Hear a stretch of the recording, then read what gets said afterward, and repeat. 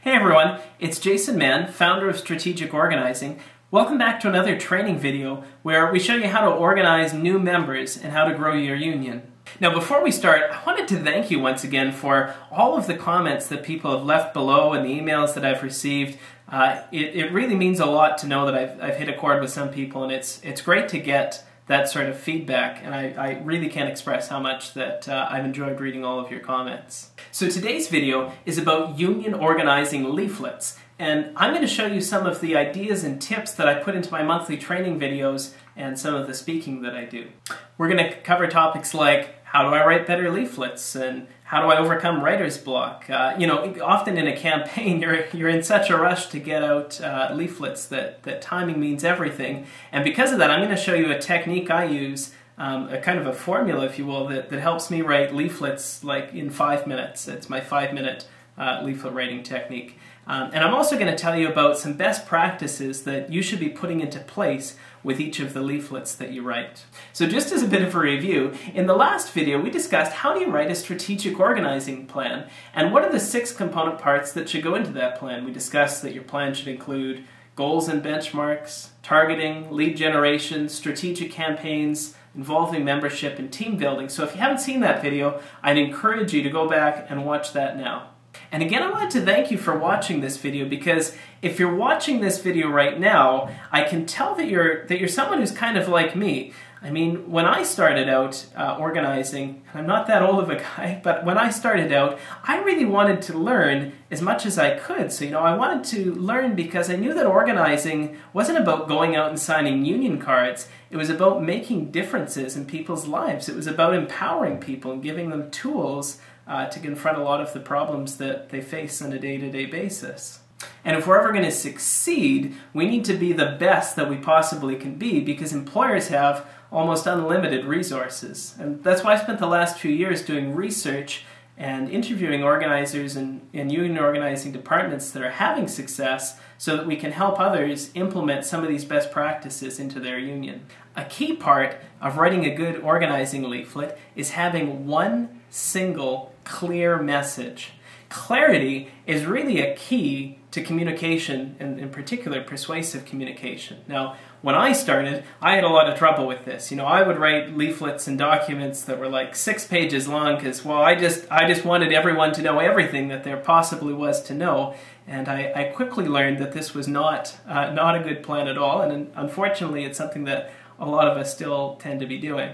One way to make sure that your leaflets are clear and on message is to pretend that you only have 10 seconds to explain your point to one of the workers in your target work sites as they're walking by. So picturing that there's somebody walking by and you only have 10 seconds to talk to them, what would you say at this particular moment in your campaign? Write it down, and whatever you'd want to say in that 10 seconds, that's your main message of the leaflet, and you should only cover what you were able to say in those 10 seconds. In fact, picturing a worker that you're talking to as you're writing is a great technique to ensure that the leaflets that you're writing actually resonate with the workers in the workforce that you're looking at. You should picture not just workers in general at a workplace, but you should picture specifically one person. Think of one person that you've met at the workplace and picture that you're talking to that person specifically. So think about, what are they going through right now? What if they heard on the shop floor? What are some of the needs they have? What are some of their desires? What are they thinking about? And as you're writing the leaflet, pretend that you're actually speaking with them and giving them the answers to a lot of these questions that they're looking for. A mistake a lot of unions make is when they write leaflets, they write to the workforce in general rather than pretending that they're talking to one specific person. When you use this technique, it really feels, when somebody's reading it, like you're writing it just for them.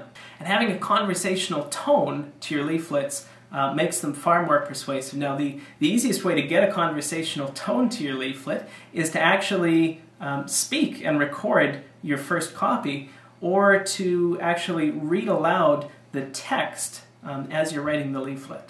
So here's the 5-minute plan on how to write a union leaflet. So the first point is you want to do that 10-second technique, that picture somebody's walking by and anything you can tell them in 10 seconds, write that down, put that at the top of the page. So that's the main point in what you're trying to get across in the leaflet. Step 2 in the plan is write down 3 or 4 points to expand on your main point of what you're trying to get across. Step 3, you have your page and you have the purpose at the top, and the 3 points is to take this and use it as a guide and really just read out, pretend you're speaking to somebody about these 3 points, maybe even record yourself, and then write down, play your recording again and write down exactly what you said. Now you'll have a first draft of a leaflet. So for anyone that has problems with what some people call is writer's block, this is a technique to make sure that you can put your words onto paper. Union organizing departments that produce great union leaflets often keep a swipe file. Now a swipe file is a collection of all of the leaflets that you've ever put out before. It's a collection of leaflets that you've received from other unions, and it's a collection of other types of marketing pieces that you may have received. And what you're doing is you're taking some of the best lines that were used from each and putting them into a file. I like to actually have a Word file opened on my computer at all times where I have, what have I said about seniority before? What have I said about favoritism? What have I said about respect? So if I know what the key issues at the workplace are and I'm thinking, how do I communicate this? I can open up my old file and look at what have I used in the past and start to put that together so you can really just piece in little chunks from a leaflet until you have a completed copy.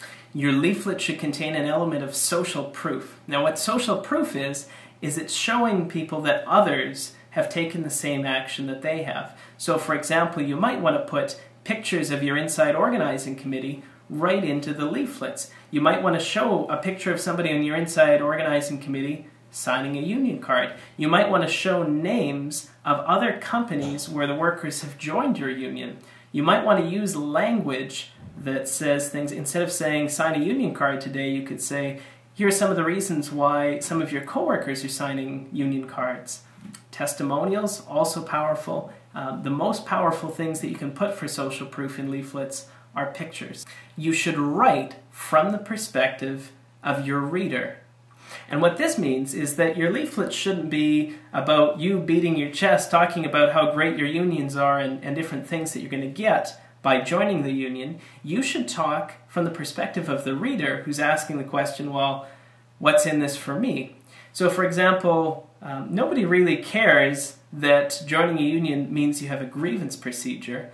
What they really care about is they'd like a discipline system that's set up based on fairness, not favoritism. Okay, so now you have the first draft of your leaflet. It incorporates social proof, ideally some pictures of some workers who've joined your union before or workers at this workplace. It includes some of the best lines from your swipe file, and it includes benefits rather than features, answering what's exactly in it from them. Okay, so you have a first draft of your leaflet now. It incorporates social proof, maybe a list of companies that have joined your union in the past, maybe some pictures of workers at this work site who are signing union cards. It incorporates some of the best lines and text from your swipe file, and it talks about the benefits of joining your union rather than the features from the perspective of what's in it for somebody to join your union. The next step is to edit down the document. If you want to have clear and concise text, the best advice I can give is to cut the amount of text you have in half. Have every sentence and paragraph have to justify itself. Cut ruthlessly, cut individual words ruthlessly. Pretend as if you're being billed on every single word that you have to put into the document. You know, I've read many leaflets that have way too much text. I rarely come across leaflets that I'd say, well, you're not really saying enough here. It doesn't mean a whole lot to have a beautiful explanation if nobody's going to take the time to read it. The second phase of editing is to turn your text and turn it into small, scannable pieces. You want to have short paragraphs and great headlines. In fact, when I'm writing a leaflet, I spend about half of my time thinking about what are some good headlines to have, because I don't know about you, but I've noticed that a lot of people, they tend to scan things rather than read it. I mean, sure, there's a few people who they read everything you put in front of them, and there's also another large group of people who just scan through. So Does your document make sense to people who are reading it? Does your document make sense to people who are scanning it? Do they see little bits of information that encourage them to keep reading along? The last element of your leaflet is a strong call to action. Now, what a call to action is it's explaining to people exactly what you want them to do. I mean, what do you want the person to do after they've read your beautiful leaflet? Do you want them to give you a call? Do you want them to sign a card? I mean, if you want them to give you a call, it's not enough just to write your phone number on the bottom of the leaflet. You should say, if you're interested in joining the union, please call me at. Make it very clear and make it very specific. Maybe somebody they support the union, but they don't realize that to support the union, they need to go and sign a card. So tell them your next step is to sign a card. Maybe you want them to join the inside committee. You need to tell people what you'd like them to do. They might not know that there's an inside organizing committee. I suggest that a valuable call to action in most cases is to visit a website. Now, the reason why I suggest a website is a great call to action, in particular in an initial leaflet, is that it's often hard, just the information that you can convey in a leaflet, just the reality of having two sides, it may not be enough to bring somebody over to sign a card or to give you a call. That's a fairly high-risk activity, whereas visiting a website in the privacy of your own home is a fairly low-risk activity that many people are likely to engage in. And once you've got them to your website, that's when you can expand on the information that you have and start to bring them along the process so that they do want to give you a call, that they do want to sign a card, and that they do want to join your inside organizing committee. The other great thing about putting a website URL onto a leaflet, in particular if it's unique, something like ComcastEmployeesUnion.com, is that you can track how effective your leaflet is. So for example, if you're standing out all day leafleting, you can hand out leaflets all day and nobody might call you back. You're not sure if that just means that do they need some time to think it over, or are they just not interested? If you have a website URL on the bottom, you can actually track, did people, after reading my leaflet, did they go to the website to find out more information? Are they interested at all? Or is it that this just isn't a workplace that we should be spending a lot of time on right now? That type of information is valuable to make sure that you can be putting your time into areas where you're going to have the highest reward. So again, keys to writing good leaflets. First off, have one key message. Write a leaflet in the tone as if you're speaking to somebody. You should picture that there's a specific person in front of you at the worksite that you're talking to, so that you write in a conversational tone.